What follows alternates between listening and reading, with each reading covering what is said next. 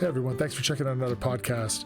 With everything that's been going on, I'm really glad today to have Rick Schumacher. He's a fellow Tillman scholar, friend of mine, with us to talk about the instability, the uprisings, the election on the horizon, the talk and actual deployment of federal troops to a bunch of U.S. cities, sometimes against the wishes of local officials. And I just worry, and for the first time in my adult life, about the stability of the United States. So Rick is does corporate investigations for a large multinational corporation, also has his own consulting firm doing investigations, fraud investigations, that type of thing. And in an earlier life, in Iraq, he was a member of a psychological operations unit and is familiar with psychological operations, PSYOPs. So today we have a conversation about psychological operations in the age of Black Lives Matter, how information and propaganda is being used by various institutions and entities within our society to control public opinion. It's really fascinating. It's a little intimidating. It's going to be interesting to see how the next few months play out. But we have a fascinating conversation. We talk about the dangers we're currently facing, the state response, the division, the upcoming election. We even talk about like what happens if the president, if there's a close election, the president loses and he refuses to leave. What is that going to look like? So it's a wide-ranging conversation. It's really interesting. I want you to sit back and enjoy it. If you want to support the show, please subscribe on whatever platform you're on. Write a review if you're on iTunes or whatever platform you're on. Really appreciate it. And also just a little bit of news. I had my first op-ed published in The Guardian, the British paper, and it's a pretty big deal for me as just a beat cop to get something written in The Guardian, published in The Guardian. So if you want to show me some support, head over and give it a read. You can find it on my website under the publications tab. Just go to thomasowenbaker.com to check out my website. Click on the publications and you'll find that article and give it a read. I talk about the use of lethal force in the United States, and I'd really appreciate it if you check it out. So thank you for checking out the podcast. Sit back and enjoy.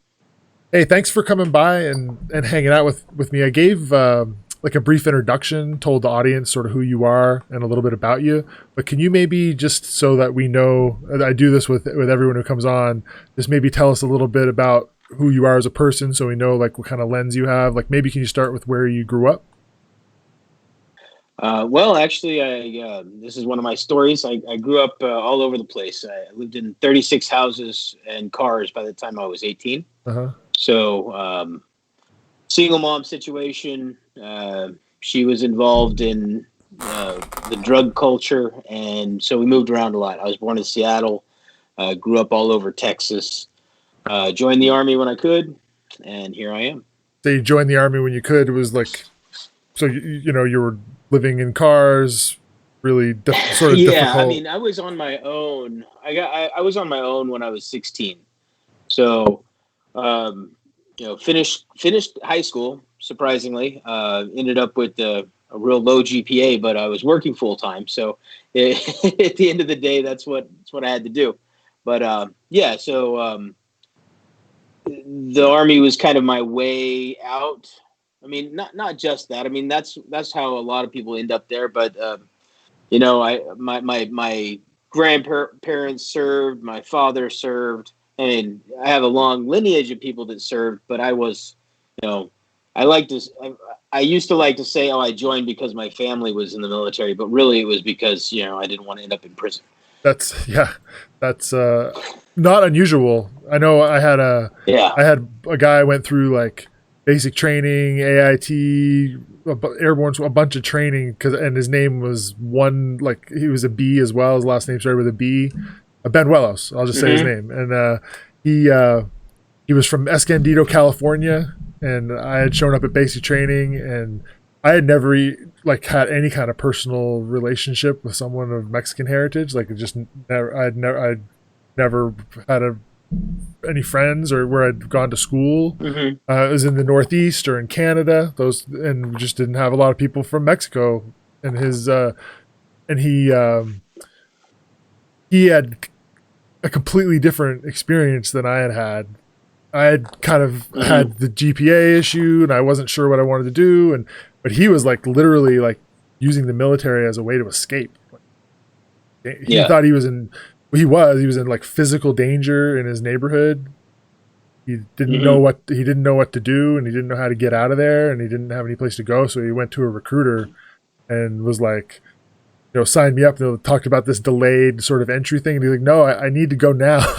I need to get the hell out of here, Right. kind of a thing. So I think that's Yeah. not an uncommon sort of thing for folks that I met in the military. I noticed like I was in an infantry unit, and a lot of the folks were just people that a lot of the motivation was they were running away from something. I found. Right. So what did your did you maintain a relationship with your mom after this? Like, if you don't mind me asking, Yeah. or Yeah. No. She was, she was in the drug world, like I said. Then she, sobered up over, probably a few years after I was gone, and but we have had a relationship since then. We've tried. Now she's, unfortunately in a nursing home, a little earlier than she should have been, but what are you gonna do?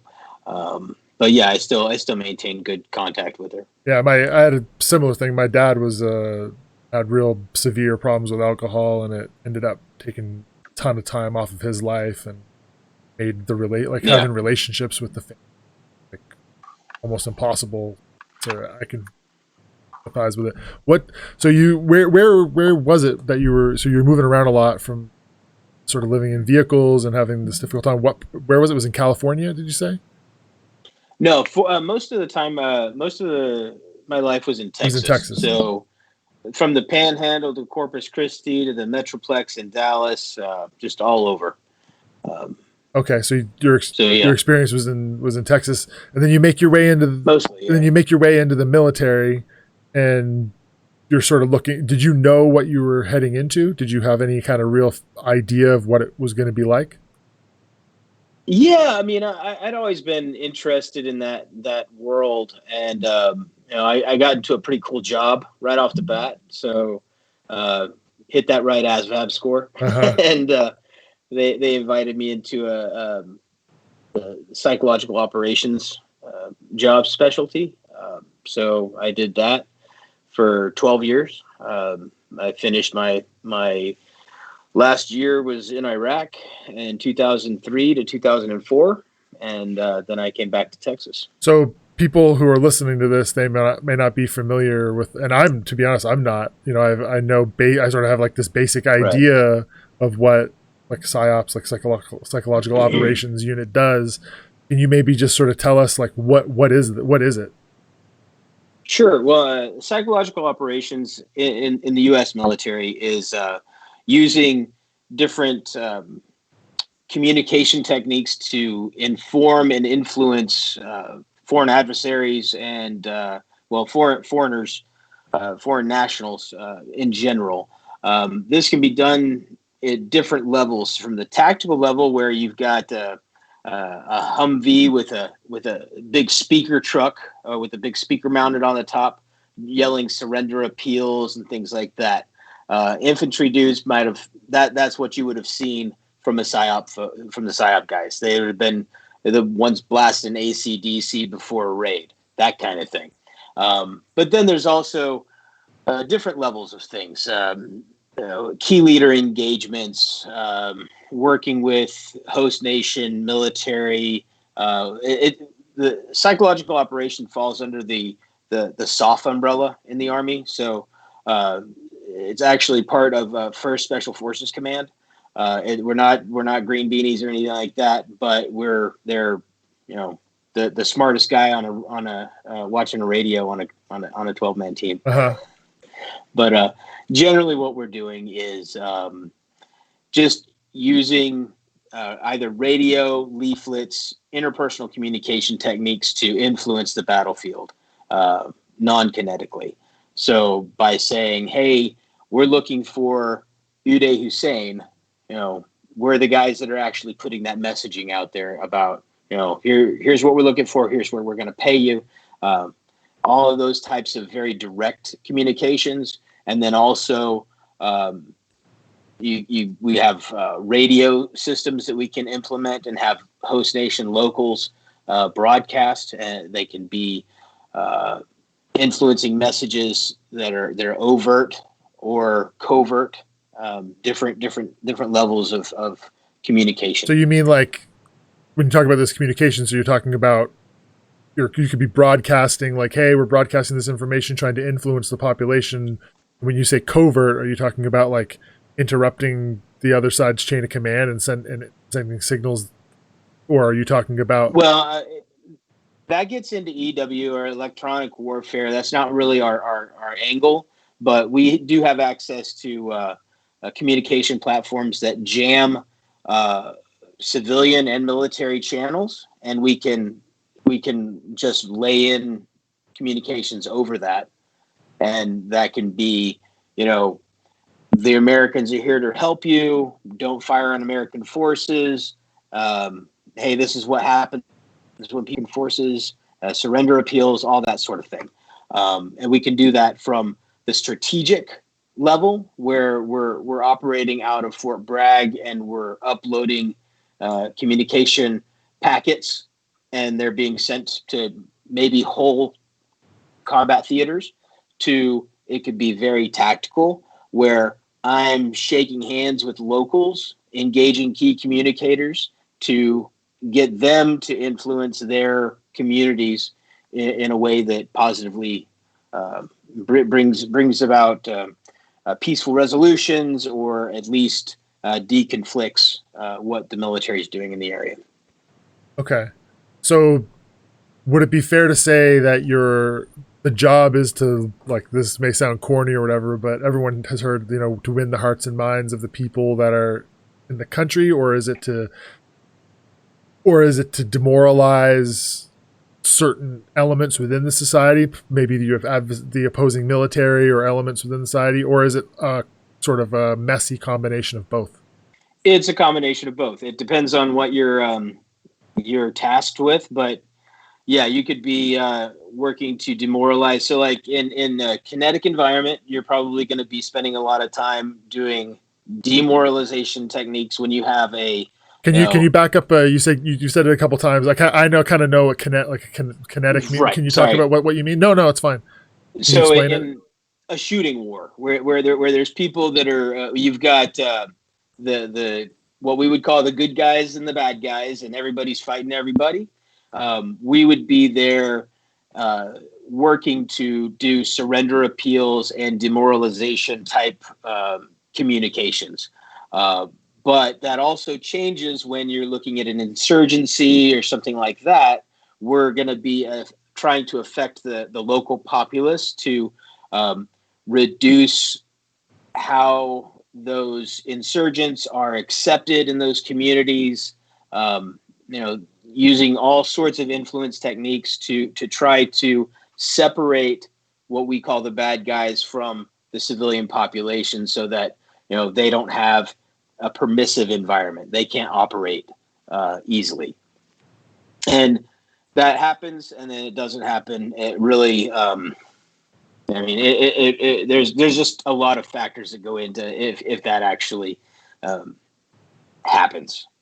Yeah, I can imagine, and I would imagine, like, as time goes by, the mission is constantly changing, the objectives are changing, so what you guys are doing on the ground is going to be constantly changing to meet the needs of that mission. So you talk about this really wide range of responsibilities that these type of units take on. Can you talk about, so you were near the end of your career, you were in Iraq for pretty soon after the invasion, am I right? I was there for the invasion. We came across the berm. Okay, so you were there for the invasion, and then how long were you in Iraq? It was a 12-month tour. I spent the last month and a half in Qatar, working for what they call SOCCENT, which is Special Operations Command Central, working at their location there out of country. So I spent about 10 and a half months in country in Iraq. And can I ask you sort of like, what was your, just so I know sort of what your perspective was on war at that time, what were your thoughts? You're a much younger person. I don't know how much you were thinking about global politics at that point in your life, but I know you're engaged in those, actively interested in those topics now. What were your sort of, not now, but back then when you were this young man, what were your perspectives on what was happening at that time?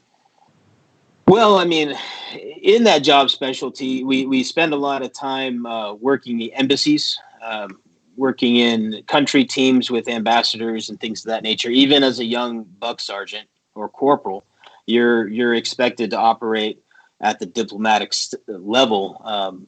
It's kind of different than a lot of other military positions. So I did get a lot of insights even before. Corporals weren't even allowed to talk to lieutenants where I was. So go ahead. Sorry, go ahead.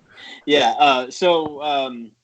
I got a lot of insight into what I consider how the world really worked, which is a lot different than, that sort of myopic view. If you're just sitting in a barracks day after day, training, you don't really get a big world view, in my opinion. But when you get out, when you go do trainings like Cobra Gold or something like that, you don't go do these international trainings, you get a lot more influence from how the world really looks. And I took that over my entire career, to the point where I really didn't even want to go to Iraq. I thought it was the wrong place to be. I agreed with being in Afghanistan, but it was my job to do, and if I didn't do it, somebody else was going to do it, and I couldn't live with that. So I did my job, and then promptly got out afterwards. Hit my enlistment, and I was done. But yeah, I mean, people come into it for a lot of different reasons. There's things I support about, about how we operated there. There's things that I think we could have done a lot different. Not being there was one of them, right. But we were. So try to do the best you can. And in my opinion, my job specialty was about trying to save lives, keep people from getting into situations where they had to shoot. So, for instance, checkpoints. Early on, there was a bunch of problems about how Joes or military folks were, manning checkpoints, and they didn't have any real ability to communicate with the people that were riding up onto them. So, I mean, in our culture, you put your fist up, this is stop, right? That might not be how they receive that. They might not understand. So, finding ways as a communication specialist, as an intercultural communication specialist, to deconflict or make those things less kinetic, less violent. That was what I think my goal was. Okay, so it was sort of bridging the gap between the understanding that the soldiers had of any given situation and the perception of the situation that the civilians in country had in any given situation, so that it lowered the likelihood that there would be a violent encounter. Is that fair to say? Yeah, I mean, tried. I mean, I don't want to disparage troops on the ground. The problem is, your regular infantry dude got maybe 3 hours of cultural communications training before they went in country. They did not have the information that they needed to go there. So, we would come up with ideas or ways to try to bridge that gap. But they did what they had to do. They did the best they could with what they had. I just think that, what we did was we were, good about helping them make signage. This is what you need to write. This is, how far out you need to have your first checkpoint and then your primary checkpoint. I mean, there's different things that they could do that, they're skilled in one thing, we're skilled in another thing. And if we combine those skill sets, then we were able to reduce the impact of the checkpoints, for instance. Right. And I wasn't thinking of it as like there was anything wrong, like that the soldiers were doing anything wrong. I think it's like what you say, like the military, and the way it should be in policing, is that there's training and standards. So you set standards for your soldiers, and then you provide them the adequate training so they have the skills that are required to meet those standards. And you guys wanted those standards raised, and you saw you needed training and signs or whatnot. And it reminds me of policing. I see the same gap between civilians' perceptions of encounters with the police. So they enter an encounter with police, and they don't understand why the officer's doing a lot of the things they're doing. And then police officers, they're the same way. They get funneled into just doing things as a routine, and they just assume that people know what they want them to do. And there's a lot of miscommunication, like especially with high risk situations where officers are trying to get people out of a car at gunpoint, and they're yelling commands, and it's confusing. And I think a way to reduce violence here in the United States is to bring those, to help officers better communicate with civilians and to educate civilians on more about what's happening in policing. Yeah, I think it's very similar. Sorry to go off on tangents, so I apologize. That's all right. But I mean, I actually have a really good analogy there. It's the schizophrenic voice. When you're doing a high risk stop, right? You've got the primary that's got eyes on, let's say, the guy in the front seat of a car. And then you got a secondary, and then you might have 2 or 3 other cops that are maneuvering around. A lot of times, I mean, you should have one voice. You should have one person giving commands, talking to the subject, and trying to build that communication. But in a lot of videos I've seen, and in a lot of encounters I've seen, you have that primary guy, and then you've got other people, other officers that are all of them are talking. All of them are giving commands. Hands up, don't move, stand up, turn around. And that is really confusing. I mean, just at its simplest form, it's a confusing situation. It's very volatile. So the guy's already not processing, right? He's not processing well. It's all motor memory. It's all very basic understanding of anything. And then you've got so many people trying to communicate with him, that it's impossible for him to understand what to do. Absolutely. And I see that time and time again in these videos, where it's just just good communication techniques would do so much for them, for everybody, to make everybody safer.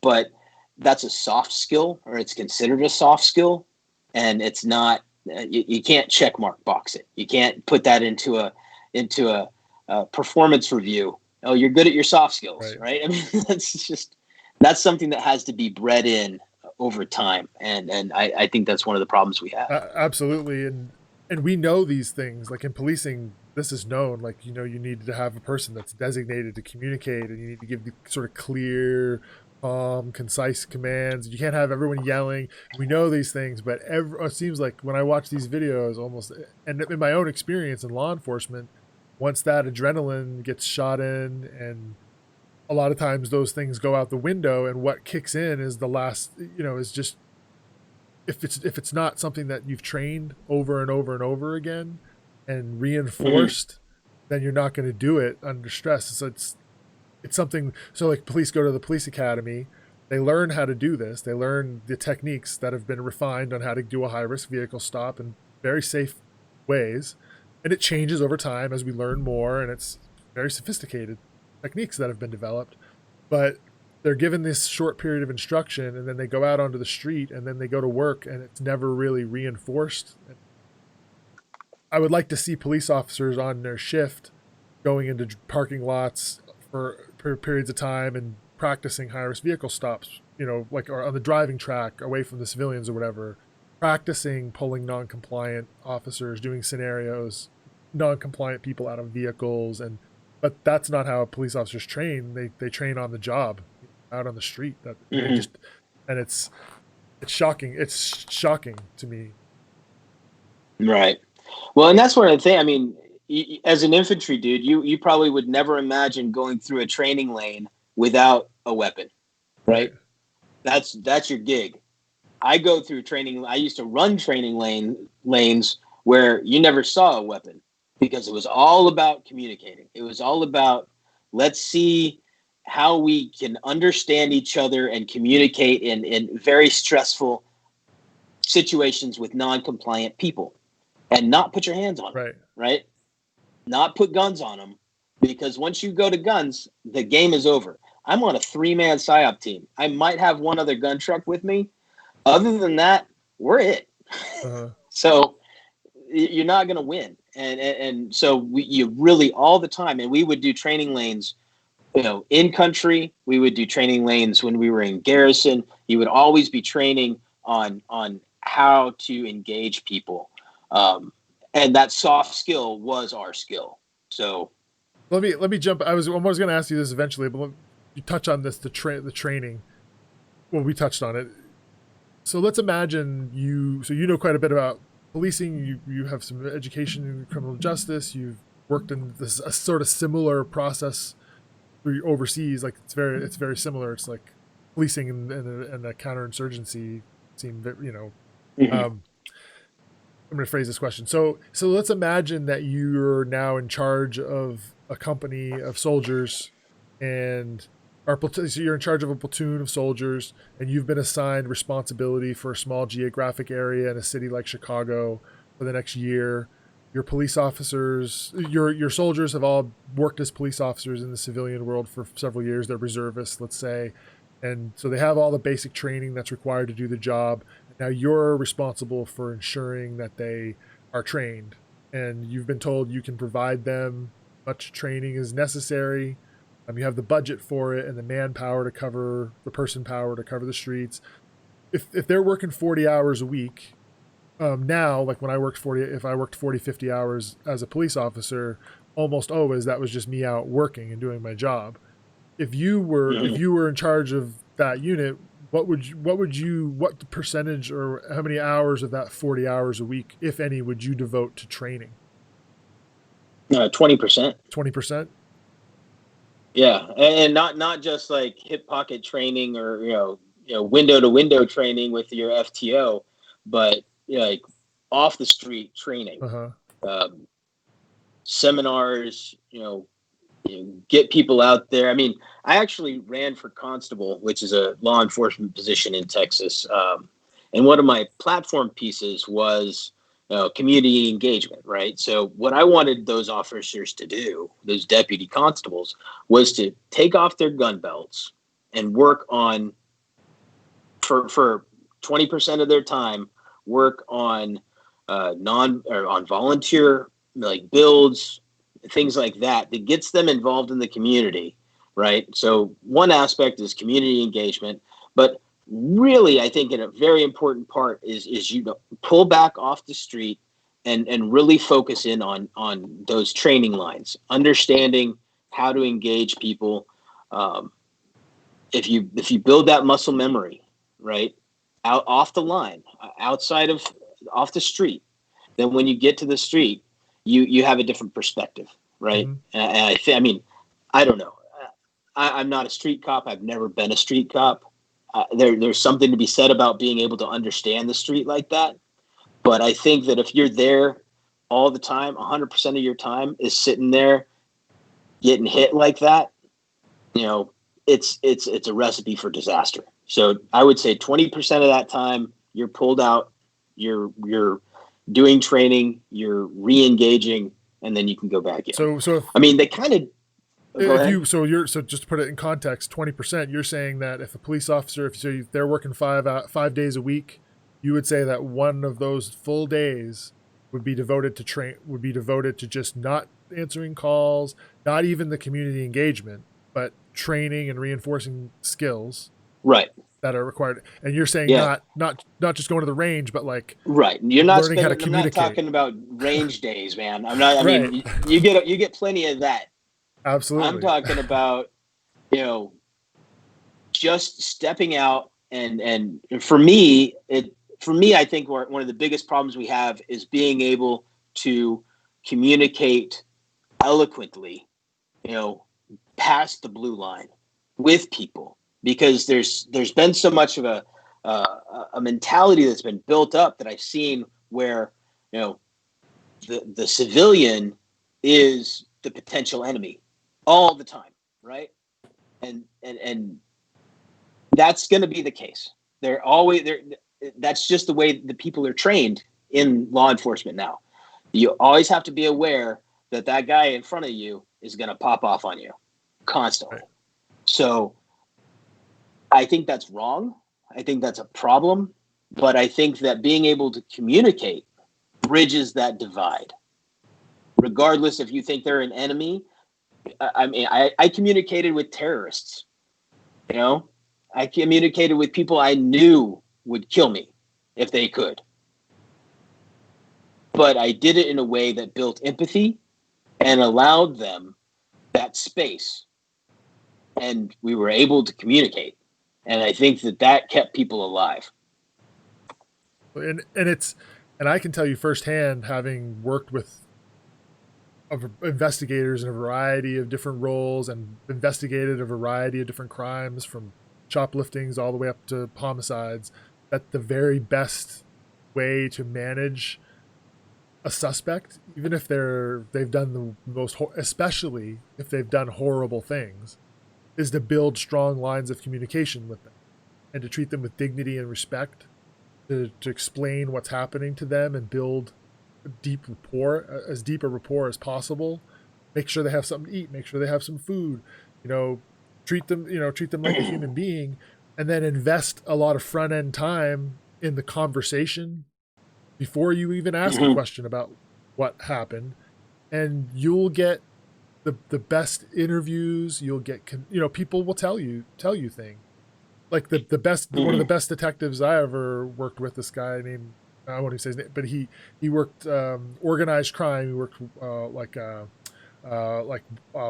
white power types and that Aryan Brotherhood type of thing, like white prison gangs. And he would spend an hour talking to someone about what they'd been reading while they were locked up in the jail. The Sheriff Joe would only let them have these crappy romance novels. So Right. make them wear pink underwear, keep them locked in a cage for 23 hours a day, and then only let them read romance novels. Like, it's a kind of like torture. Yeah. He knew that it was brutal. I listened to these jail tapes of these people, and it's crazy. Anyway, he would go into a room and he knew what they were reading and had actually familiarized himself with what they were reading, and then had conversations with them and joked about, so it's what you're talking about, this ability to have these deep communications. A lot of times police officers, they don't fully understand. A lot of them do, the best ones do, but a lot of them, they discount the value of that there, even if you're trying to be put people in prison. Right. Well, so from my perspective now, I'm an investigator with a multinational corporation. So I do white collar fraud investigations internally, embezzlement and things like that. So it's not violent stuff. It's always stolen. But we're talking about all the way from some low level staffer that went to a strip club with his credit card to a chair of the company who stole multi-billions of dollars from the company, right? So you come into these events and you already believe that guy's a bad guy, right? He's bad and I'm good, and that's it. If you come into an interview like that, you're never going to be able to bridge that gap. So I look at my past experience and I think about, a lot of people might not be familiar with Maslow's hierarchy of needs, but so Maslow posits that there's different levels of needs. There's physiological needs. I need to eat. I need to sleep, right? And then there's higher level needs. And then higher level, there's just steps of needs that you have. So when you look at an executive who steals a whole bunch of money, you can come into it as, oh, he's just a greedy dude. Or you could come into it, oh, he has a special need. What is that need? How can I empathize with it? How can I understand it? And how can I picture him not as a bad guy, but as another guy, as another person just like me? And when you can get your mind wrapped around that. You can do that from a CEO of a company to a criminal on the street to a terrorist in Iraq. You can empathize, you can build rapport through empathy, through understanding, and that makes things happen. It makes it to where you're not going to get into an altercation. It makes it to where you can get them to communicate with you. And people, but you just have to imagine that the average street that's trained a certain way. That guy, it's a pretext stop. I think he's got drugs. He's a bad guy. I'm going to do a hard stop on, right? So he does that. And instead of trying to build rapport, he goes hard. And if you go hard, there's a higher probability that bad things are going to happen. Absolutely. So Absolutely. Again, I think it all comes back to communications. I'm just kind of going round and round on that. But No, you're absolutely right. And I had the good mentors that I had in policing told me early on that your goal at the end of any encounter should be for the person. If you have to take somebody to jail, then that person, when you take them to jail, should want to shake your hand and thank you for treating them with dignity and respect and understanding how they. And I mean, having a conversation with someone, just saying like, really, and letting them know that you understand how I, in that same situation, might have made that decision. And people also, I found in my interviews, was that people, if they were gonna tell you something, like if they were gonna just let it out and turn the faucet on and start telling you everything, that it was because they saw like a path forward, like a way that they could sort of redeem themselves, like that they could tell a story, that this was going to be a story they could tell you, that you were going to be able to absorb in an understanding and compassionate way. If you're just going to be some asshole who thinks they're a piece of shit for doing it, why are they going to, like, there's no like way for them to save face. There's no like safe way for them to tell you what they probably in a lot of cases actually want to get off their chest. Yeah, most of the time, most people want to tell you things. People love to talk. It's just a natural thing, I've found. This guy right here, for sure. But you're right. It's about a path forward. If you go hard on something, you make it to where they are boxed in, and that it makes it more difficult to get them to speak or communicate or comply. Right? If you say, asshole, if you don't do what I'm going to tell you to do, I'm going to pull you through your window. Right? That's one way of going about it. Or maybe step back, put some distance. Be like, hey, we horrible day today, buddy. And I'm sure you're having a pretty bad day too, right? Build a rapport, communicate, take the extra time. It's going to suck. It's going to take a lot of your time, but what else are you going to do? Yeah. Go hard and, and then go hard and write a lot of reports, or maybe kill somebody. And then where are you at? Exactly. So I want to shift gears a little bit, and you can answer this as much or as little as you want, but I'm just curious, if you put on your sort of like psychological operations warfare kind of hat, and you think about the United States as like just some other country, not your own home, like try to, if you could be as objective as you can be, and you see this move to put federal police into American cities, or the conversation, I guess it's sort of getting a little sketchy now if it's going to happen or not. Do you see this as a legitimate sort of response to the threatening, these buildings being threatened? Is it a political move to shore up, or is it a combination of the two? Well, I mean, are the buildings being threatened? Probably. I mean, federal properties are being threatened. Is it a good idea to engage in that way? I would say no. Again, you want to not have the federal buildings be threatened, right? And so the best way to do that, in my opinion, wouldn't be to make, put something out in front of those federal buildings that pisses people off even more, and just ratchet up that situation, right? You'd want to de-escalate, and you don't de-escalate with the barrel of a gun. That's not how it works. Do you think this is something that? Do you think this is just a misguided sort of understanding where, because a lot of people I know some nice folks who just, this is the natural response that they come to, like, okay, well, they're doing this, we're going to respond with force. Or do you think that this is something where people I'm saying, as president of the United States, you have a cabinet, you have you have access to all of these thinkers. Do you think this is politically driven, or do you think this is just a poor decision making? Well, hell, I'm not in any position to make any calls about it, but I mean, if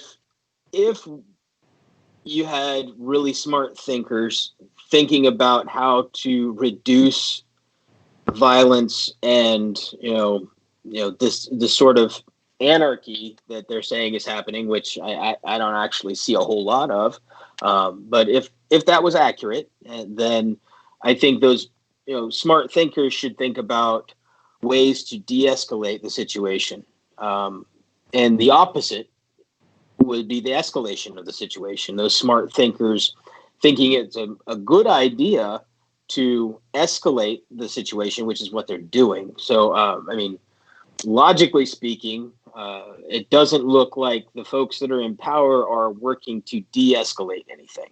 They are, I mean, it's criminology, right?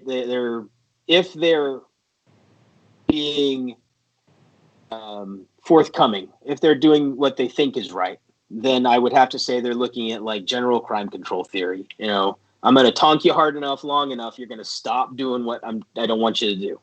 Right? I'm going to hit you on the head with this battering ram until you stop doing things.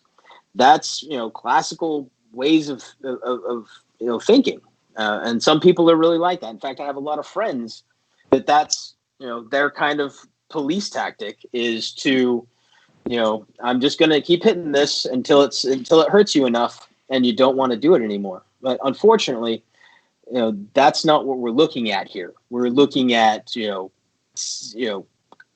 fighting systemic violence.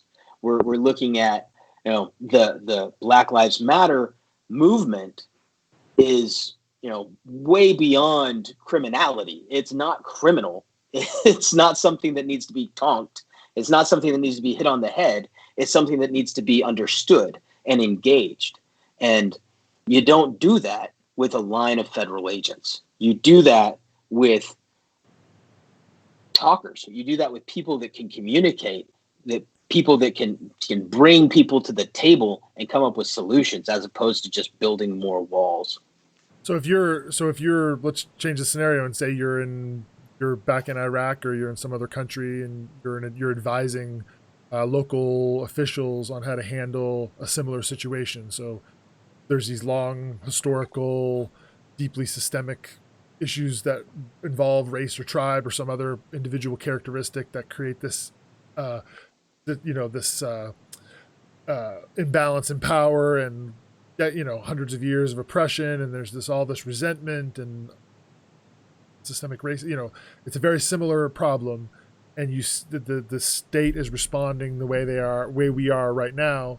What would your advice be at a practical level? Like, you talk about engaging them with people who can talk. Like, how would that look if you were advising the president of the United States? What would you suggest he do? Well, I could give you a very particular, for instance. We were on the Iranian border dealing with. We had brought the Peshmerga, the Kurdish fighters, down from the north, and they were working with us. And we got to a certain town, and this was one of their ancestral homes. This group of Peshmerga fighters, and the promise that was made to them by the folks before us was that they could go back to their homes, right? And when they got there, unfortunately, those homes were filled up with folks that Saddam had brought in from Baghdad, right? So what happens was, and nobody knew what was exactly going on, but you had Kurds starting to fight with the Arab population, and you had the Turks or Turkmen, smaller community, fighting. Everybody started fighting, and a lot of this was coming from influence provided by some folks on the other side of that border. But it was a shit show. It was a mess, right? And you could look at it and just say, "Oh, this is a bunch of sectarian violence. We're just going to come in and put walls up and separate everybody, and we'll stop that violence with bigger walls and more guns. And so we'll send in 4ID, 4th Infantry Division. We're gonna just stop it all."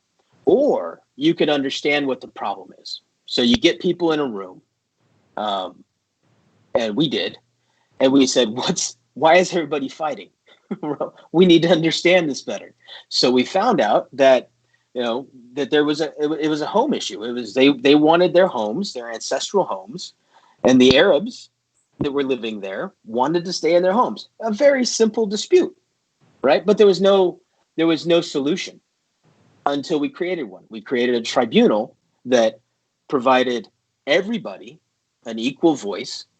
All three of the different factions were had elected their leader for that tribunal, and people were able to come forward and say, "This is my home, and this is the documents that I have to do it." So they created a legal system, and that legal system made the violence disappear because it gave people an outlet. Now, not everybody was happy with the results because somebody had to leave a home or stay in a home, but they had a voice. And I think that voice is the most important thing. And so when we look at the situations we have now, you have people, millions of us raising our voice and yelling and demanding, but there's no place for that voice to be heard. So it's just yelling at walls. It's yelling and now burning and things are happening, but there's not a commission that's been opened up. There's not some sort of way to get these voices, what we really want, to be consolidated into one voice that can be spoken in the government or in some way that validates it. Right now, we're still just screaming, and nobody's listening. No. Do you think that, like, say tomorrow Donald Trump were to have some, like, Ebenezer Scrooge type experience where he changes his view on the world, and tomorrow he wakes up and says, "I've seen the light and I really want to, like, heal the wounds in American society, and there's deep injustice related to race in this country, and we need to take steps to address it, and we need a Truth and Reconciliation Commission." Do you think that he has any? Do you think that he would have? I mean, this sounds. I mean, this is ridiculous. This is going to happen. But if it did, do you think that he would be capable, given his previous performance? Would he be capable of serving that function? I mean, I individually don't believe so. I mean, from my personal beliefs, I think that he's incapable of doing that for a number of reasons, primarily because I don't believe he believes in that sort of reconciliation. I believe that a lot of people don't. I think that they think, well, everything's okay. These people are just angry, right? We know that that's not true. We can see the facts, but they're going to have their beliefs and they're going to stick to them. I think that if I was president for the day, I would create a cabinet level commission on race and equality and focus on, create a platform of what are the 8 most important things that are affected by inequality in race. and bring people to the table, consolidate people from the Black Lives Matter movement, bring people in and have their voices heard. What you say there kind of reminds me of at the university. I was at a program in Arizona. It was like a program dedicated to like social justice. So they were bringing in people who were, very, devoted, and people who worked on prison reform, some radical thinkers. And when I was there at a certain point, I kind of came to the conclusion that this served utility in a number of ways. But one of the ways is that you were finding people who were perhaps some of the most disaffected people within society and giving them like a place and funding them. So the government was actually coming in and paying them to think these ways and to share that information, to work together and consult, and then it's like a co-opting of people. Is that kind of what you're talking about when you say consolidate? Yeah, I mean, the thing is, we have so many voices in the movement right now. There's so many different, very important voices, but it's a cacophony. It's loud, but it's not focused. I mean, we're all saying the same things. We all want the same things, but it's easier for the government or our opposition to quell us or to limit us by saying, by just disconnecting from those voices. Mm-hmm. So if you were able to consolidate those voices, like in Austin, we have this group called the Austin Justice Coalition, right? So the AJC, it's amazing. What they've done is they've looked at they've brought in all of the different desperate groups that are focused on, social justice and prison reform and law enforcement reform and, not getting shot for no reason. They've brought them all in kind of under an umbrella, and they've worked with them, and they've created a voice through a few very well-spoken people that really know and live in this world, and it's given them this voice, and they can sit down with the chief of police at APD pretty much any day of the week. They say, hey, the guy that kind of runs the whole deal, a guy named Chaz Moore, he's amazing advocate, and he's a great guy. He can say, I want to have a meeting with the chief of APD, and he has it, right? Because he's got a consolidated voice. He's got everybody pushing for one thing, right? Everybody's rowing in the same direction. When you have so many different groups that aren't consolidated or aren't given the microphone, right, then it's easy to push them out. It's easy to push them away. But if everybody's consolidated and there's that one voice, then it's going to be heard. And they are. And you're suggesting that this be, you talked about your dictator for the day, president for the day kind of thing. You can do what dictator perpetua, whatever you want to call it. You can do whatever you want. And you sort of talked a minute ago about that you would want to consolidate these voices sort of at a national level. So you go out and find these voices and consolidate them. Let's say that this election goes the other way and Joe Biden is the next president of the United States. Do you feel as though that his administration will have the capacity or the inclination to undertake something like that? Or what are your thoughts on that? Well, I think he definitely he would make space for it. Certainly. I mean, I don't know.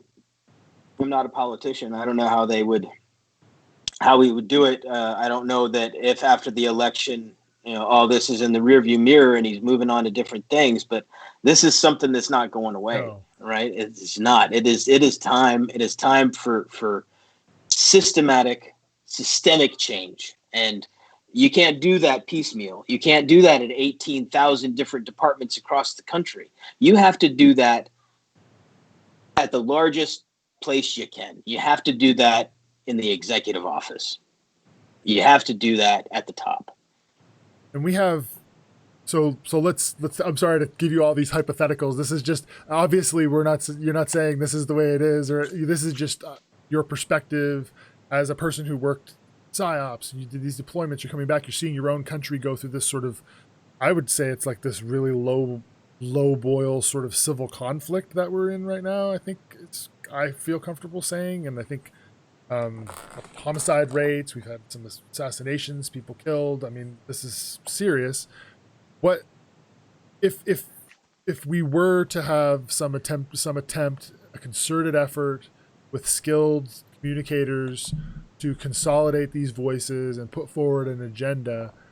Do you feel as though, given the current level of division that exists within society and this rather significant portion of Americans who seem to be looking for a strong man, this sort of right wing 1930s style, do you feel as though that can be something that is successful in the current environment?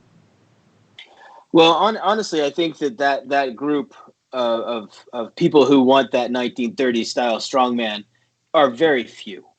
I think they're amplified by, a right wing that doesn't know what to do with them, doesn't know how to keep them in their bottle, doesn't know how to turn them away anymore, because some of those strong men folk have gotten into very high level positions. And the fact is, I don't think, if there's a new administration, I think that goes away. But regardless, I think that there are reasonable people on both sides of this argument that want safety and security. They want things. They have no idea how to get there. And I'm not talking, I don't think that the far folks, the fascists that exist are those people. They're not reasonable people. We can't talk to them. They're not who I'm talking about. I'm talking about that more centrist, right-leaning person who just wants to be able to go to work, and he just thinks that the cops should be able to talk who they want to talk because that's the American way. I think that guy, I don't agree with him, but I think that he can be talked to. You can discuss those things. You can come up with solutions with a reasonable person, even if that reasonable person is somebody who I would personally say, I don't agree with anything you have to say. I would probably consider you a racist, even though they would never say that. They're not, oh, I'm not a racist, I have black friends, all that stuff. But they're in a position where they believe in this classical conservatism concept, right? And I don't agree with it, but I can talk to it. If you bring those people to the table as well, the reasonable people that are willing to discuss and willing to come up with pathways, that are willing to come up with solutions, that's who we need. That's who this should be. This shouldn't be just a group of people who want one thing, right? It should be a group of people who want the same thing, but are coming from very diverse ways of getting there, right? So I think that in the current administration, there's no chance of that. But I think that with a different administration, you would see that potential come up, even with our conservative counterparts, right? As long as we're not continuing down this siloed, this uber divided society that's being created more and more every day. There's more and more division being sown in. And you bring up low intensity conflict. You brought that up a few minutes ago. And that is actually one of the psychological warfare concepts. We work in low intensity conflict. So do our adversaries. They operate in low intensity conflict. They build on our divisions. And I promise you, I 100% promise that is happening today. There are foreign influences operating to sow our divisions and to make us more divided. I guarantee you. We do the same thing. I mean, it works, right? We do the same thing. Right. And this is one of the things that it's reminded me of, like this. I feel like I'm in South America, like a couple decades ago, and I feel like I'm in a CIA operation a lot of the time. I don't know. Maybe like you're saying, it's these foreign adversaries, but I wonder, like, it feels like internally as well there are people with powerful interests that are benefit from this. Definitely. I mean, you wouldn't know who. I mean, a psychological warfare campaign has to have a certain few things to be considered propaganda. It has to be a campaign, and it has to have a direction. It has to have a purpose, right? It has to have a specific thing they're trying to influence, right? So that could be a cabal of business people. It could be an oligarchy. It could be a foreign government. It could be a terrorist group. It could be a whole lot of things, right? And propaganda on its face is not necessarily a bad thing. Right. I mean, people like to put it as a bad thing, but really it's just influence. Don't smoke, right? Don't smoke cigarettes. That's propaganda, right? Right. That is propaganda. Right. Exactly. It's just got that bad term to it. So, and I understand people are going to believe or understand propaganda as the bad thing, but so we use the term product. If you have certain products that we're putting out, and BLM, for instance, the big yellow BLMs, Black Lives Matter, down the road, mm-hmm. That's a product that is trying to influence a certain way, right? And it's amazing and it's great. That's very overt. That's where we're coming from. What they call there's three types of propaganda. There's black, gray, and white. So white product is something that's overt, open, and it says I'm the person who created this product, and I'm putting it out there, and that's it. Gray is where you don't know where it came from, right? It's just stuff that's out there in the ether, and we see that a lot. And then there's the bad stuff, right? You see the black propaganda where it's the message is coming from somebody who it's not really coming from, right? It's misattributed on purpose. And we see that as well, though it's harder to find. But I mean, all of those things occur, and they're all occurring right now. I would say that the resistance, if you want to call it that, doesn't have a sophisticated propaganda development, so they're not going to hit those other things. But our opposition definitely does. You do see that. You see the similarities in the construct of the way communications are coming out. You see phraseology. Now you'll see the resistance. I mentioned it a couple minutes ago. I'm seeing the word resistance coming from all sorts of people because it's put in there on purpose. Right. It's a purposeful statement, and you see it. I saw it on my local Texas senators' communications recently. I've seen it from the president's office. I've seen it in a lot of different places, and that's purposeful. Yeah, you'll see communication. I'll see that on the Sunday news shows. You'll see this little snippets where the same word or phrase is said by all these different people, and then throughout the week you'll see it. People reiterate it and constantly plugging it just so that people mm-hmm. hear it enough. It's like they're trying to get enough. Like on social media, they're trying to get enough impressions, and they know if they get enough impressions that they'll get enough clicks. Like it's like very. Sometimes some of them seem more sophisticated than others. So you talk about this like a campaign and messaging that has like a purpose. There's this when you see this like over the weekend, I heard tons of talk. Not over the weekend. This week I've heard tons. I forgot without COVID and everything, time has no meaning anymore. This week I've heard with the president's tweet about the election being postponed and mail-in ballots.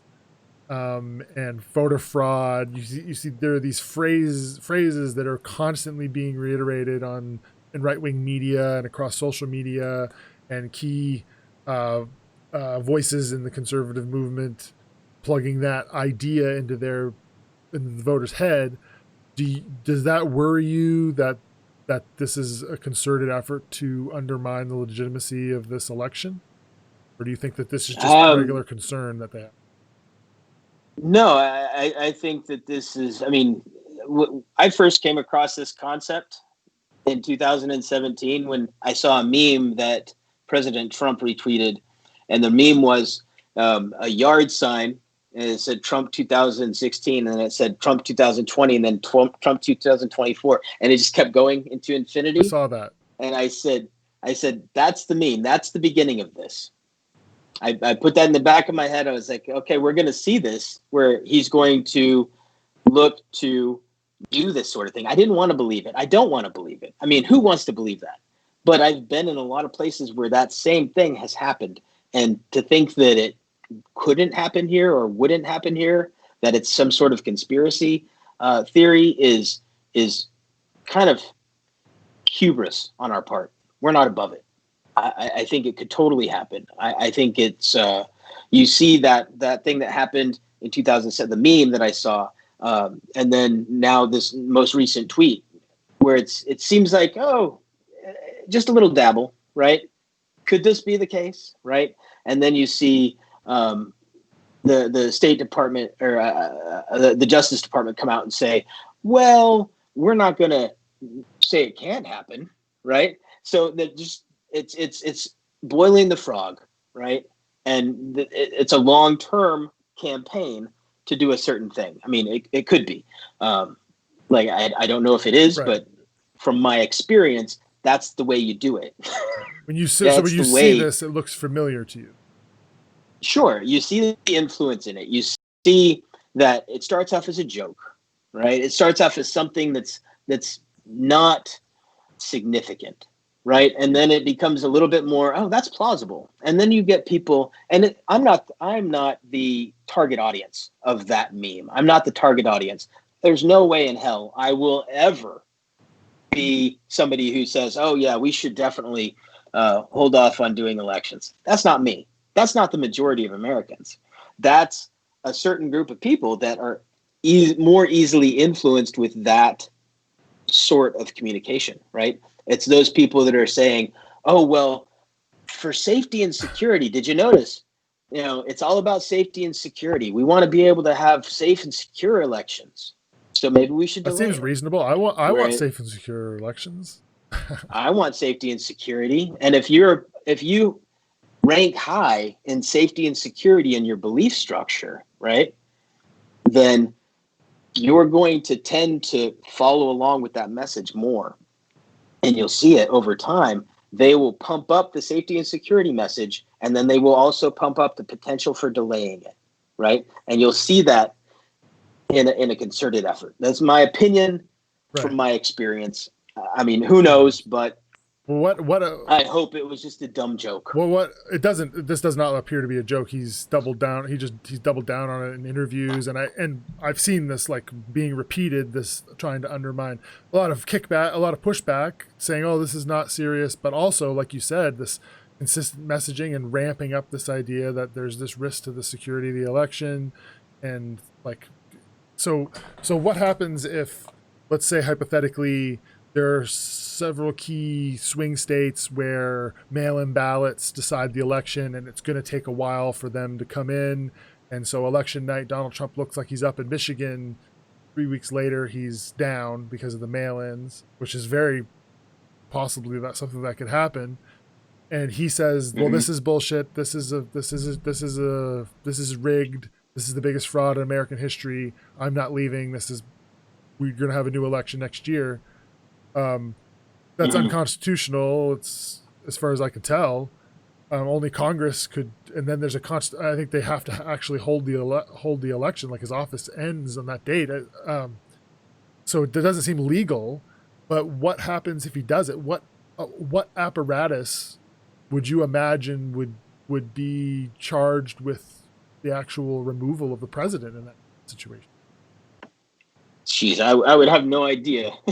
I mean, I would hope that the Secret Service would be responsible for protecting the president of the United States. And if he's not the president of the United States, then They would be responsible for protecting who is. What they would charge him with charge him with trespassing at the White House and then escort him off the property, I guess, would be what I would expect would be the proper thing to do. If you were to look at it from a straight cop perspective, hell yeah. I mean, he refuses to leave. He has no legal reason to be here. Go about it. But then you've got a Department of Justice that is not in a very good place either. I mean, who knows, man? And just so you know, I don't normally throw around all these hypotheticals. I've just been scared the past, for a couple of weeks now. I've been kind of... Yeah. I've always been a very big pragmatist, very centrist in my views. Growing up in Texas, growing up in the military, I'm not a left-leaning, crazy out there liberal. I'm a moderate liberal. I believe in providing people with food stamps if they need food and good education for everybody. I mean, that's where I'm a liberal. But this is not that. This isn't, I'm not a conspiracy guy, but this has scared the hell out of me. This has got me in a place where, anybody should be concerned. Any conservative or Democrat or liberal should be concerned about what's going on. And man, I've never been one for a conspiracy guy. But if this doesn't have you scared right now, then I don't know what will. Okay, well, that's a real sunny thought. I was hoping you'd cheer me up and make me feel better. I'm just teasing. Let me just switch gears a little bit. I've kept you here already a long time. Do you have a couple more minutes here? Yeah, I've got a couple more minutes. I just wanted to ask two more questions. One, I want you to. We'll finish up. I just wanted you to tell me a little bit about the Pat Tillman Foundation. But before I get there, sure. There's one more question I was interested to ask you. So in policing, we have these different checks on the use of violence by police officers. So you have this legal restrictions. So there are laws about what police can and can't do. They're very permissive. So police can do a lot in America and do it legally. Mm-hmm. And then you have these departmental policies. It's sort of the second layer. So you have the state, federal laws, and local laws, and then you have these policies and restrictions by state police officer certification and departmental policy, these administrative level that is down on officers. And then you have this, I would call it this ethical layer. So it could be that it's legal. It could be that you're within your departmental policy to use violence.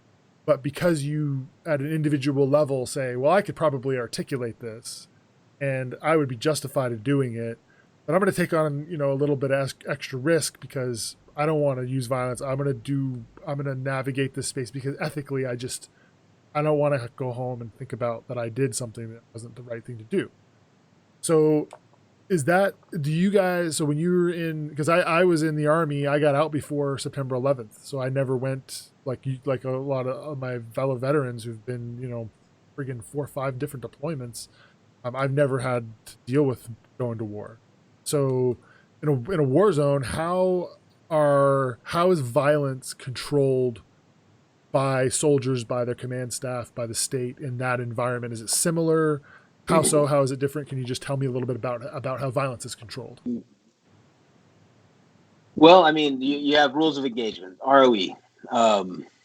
The ROE is dictated by the commander, the commander. So at each level, they have different ROEs. Usually, like in Central Command, right? They had a certain rules of engagement. In Iraq, they had that rule of engagement, and it was very specific, right? And it did not deviate regardless of where you were or in what situation you were in. If you were engaging a hostile person or hostile force, you had a certain way or certain rules that you had to click, certain check marks. This group of people are obviously militants, they're uniformed, they're, firing, they're not firing, but they're about to fire, they're on the move. We'll light them up, right? That's very specific rules of their engagement. And this is like the infantry tactics, right? This is the basic job. Infantry guys don't just get to go and shoot things up, right? They have to have very specific rules that allow them to fire. And in my position, it was not about ever firing, right? But you come across, we would, I mean, I kind of have an affinity to these riot situations because we used to engage in riots, right? We used to work to find protests. They'd call in the PSYOP team when protests were getting out of hand, right, in front of the base, and it would be PSYOP team's job to get them all to calm down and go away or whatever needed to be done. So our rule of engagement, even if I was to see somebody with an AK-47 in the middle of the crowd, right, my job wouldn't permit me to just shoot that guy, right? Because what's that going to do? It's not going to make anything better, Oh. right? It's going to make things a lot worse. So you engage that person.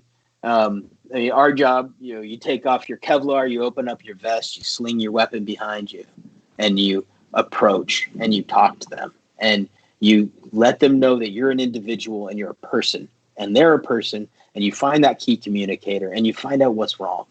You find out what the problem is.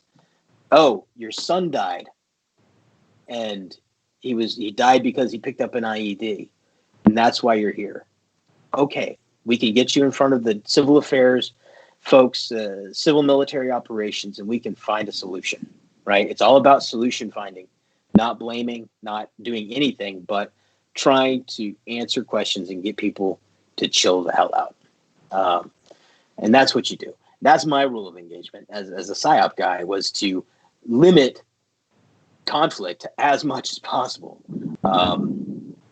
It would never be okay for me to go about hitting people, like I've seen in so many videos, just willy nilly.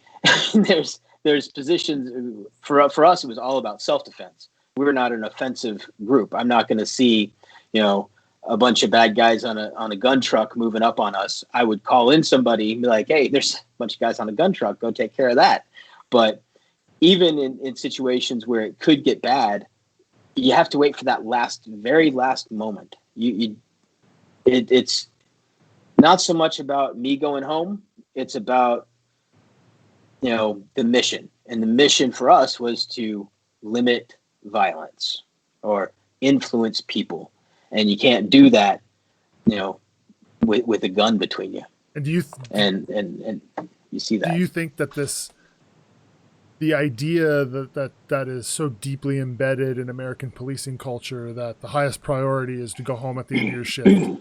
That's it. That's, no matter what, that needs to change, and that the idea of taking on additional risk should be framed as a valorous, sort of heroic, highly valued way to perform as an officer, to be willing to go the extra distance to put yourself at risk. Is that what is that something you'd like to see? Look, I would never want to say, a cop's life is less important, but the cop's mission is more important, right? To be the peacemaker, to be that peace officer is more important than anything. If that's the oath you took, that's the oath, right? So, I'm not going to sit here and say, I think a cop should stand in front of the gun. Right. Obviously. Stand in front of that bullet. I'm not talking about the extreme. I'm talking about pushing it further than it is right now. Yeah, I think. But the thing is, for me, I think that that's not a very good analogy or a way of thinking, because in my way of communicating with people, that rapport building, that reduces the likelihood that somebody's going to come onto me, right? It reduces the chance that I'm going to have to draw a weapon, right? That rapport building and that interpersonal communication is the shield. So it should be framed as a way to make you safe, communicating. That makes total sense. Your shield. You can wear all the body armor you want, but if somebody's going to shoot at you, it doesn't matter, right? It doesn't matter. What really matters is get them not to want to shoot at you, right? I mean, there's going to be situations, right? You have biological issues. You have people that are high on PCP or whatever that are just going to do what they do. But you also have SWAT teams for those situations. You have tactics that you can employ to affect that. I think I think these environments where people go to guns just way too fast. They don't take the time to communicate. They don't take the time. And in most instances, you can make distance. Why are you stopping that guy? I mean, if you think he's armed, you think he's a bad guy, he's driving down the road, you're going to do your pretext stop. Why don't you try to create distance? Make that into the policy. Make it, he's got to stop sometime. Dude has to pee, right? Everybody has to go to the bathroom. So find that moment. I don't know. I mean, like I said, I'm not a street cop, and I don't want to say that I know anything more than they do, because I don't. But from my perspective, I don't see a lot of communication first. I see the walls go up, and I see the effect of that, right? Well, I think that's one of the things that make this so valuable, is hearing someone who's experienced a very similar cultural phenomenon, this type of domestic conflict, and managing it in a military environment. You're going to have different approaches and ways of seeing the same phenomena. And if police officers, police administrators, they hear this, they think about it with a slightly different lens, they may gain some valuable insight. So I think it's extraordinarily valuable. So I normally ask this. I'm going to get you on your way. I've had you here longer than I promised. I normally ask this early on in the interview, but I was really excited to hear what you had to say about what's happening in the world, so I stumbled ahead. But our affiliation is through the Tillman Foundation. We're both been supported by the Tillman Foundation. Can you maybe just tell us a little bit about how you became aware of the Tillman Foundation, became a Tillman Scholar, and what it's sort of meant to you as an individual? Sure. Well, I was a state investigator in 2009 and had my first kid. Had a high school degree, didn't have anything else, and decided if I was going to make her to go to college someday, I should probably do it myself. So went and started getting my bachelor's in criminal justice, and found out I was a pretty good student, that I could take my time to do it. I was working full time, but ended up with a fairly high GPA, and was looking for some money to help to support that endeavor. And really, this was early on. So the Tillman Foundation was just one of the many scholarships that you looked at. And so I applied, and I got it. Surprisingly, I was very, very happy to get it at the time. But then, and at the time, it didn't really resonate what it was. It wasn't until my first, what we call a summit, where we meet other Tillman scholars, and we're sitting there in this room, in this auditorium, and everybody's standing up like, "Oh, I'm an astrophysicist." They sit down and they're like, "Oh, I'm training to be a medical doctor," like 1,000 of those guys. And then it comes to me, after all these people are doing their amazing things, I'm going to be a senator someday. And it comes to me, and I'm like, "Oh, I'm getting my bachelor's degree in criminal justice." But thanks for having me. Totally thought that I should not be there and everybody else should. But then, over the week, I found out everybody had that exact same mentality. I mean, these people are just amazing. And each one of them is so humble and so from a place of gratitude that it was impossible not to just fall in love with every one of them. So I figured that if I could be in this group, then I could do a lot of things. So ended up, maxing out, getting my bachelor's degree, and graduated at the top of the class and all that stuff. And then I was like, got my master's degree. I had never thought about any of this, right? I was just getting my bachelor's degree so I could move up in my department. But then I ended up getting my master's degree. And honestly, the scholarship money, that was great, but it was like in the way back, right? As soon as I hit that summit and I had this network of people that believed in me, these amazing people that believed in me in a way that I'd never believed in myself, man, it opened up so many doors in my mind. And it was probably one of the most life-changing events in my whole life, is becoming a Pat Tillman scholar. Anyway, that's my spiel. Sorry. No, that's a beautiful story. I'm going to put a link to the Pat Tillman Foundation in the description below on all the formats. And if anyone here is like, if anyone's worried about what's happening in America right now, and you want to empower, veterans and veteran spouses who are passionate about important social causes and trying to insert themselves into positions of power and influence so they can evoke positive change in the world, and you want to support that type of activity, then head over and give $10-15 to the Tillman Foundation. It's definitely worthwhile. I've never met anyone who's been part of it who hasn't had their life changed by it. Go ahead. I'm sorry. Oh, well, I was just thinking about we were talking about having voices in the room. People in the Pat Tillman Foundation are run across the political spectrum, but every single one of them, to a man or woman, will sit there and communicate with respect and love, and with an honest, earnest desire to find a good outcome. And it's amazing. I've had conversations with people I don't agree with politically at all in the Pat Tillman Foundation, and they are my brothers and sisters. And I'd go to the mat for them any day, and it's amazing that they can have such a powerful ability to communicate in a way that crosses party lines. It crosses everything.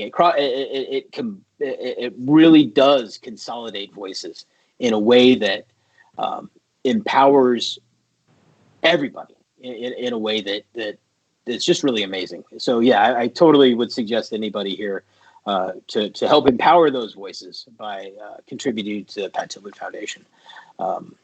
Yeah, great. Check out the link in the description below, and I'll put Rick's information down there as well. Do you have any sort of parting thoughts before we say goodbye?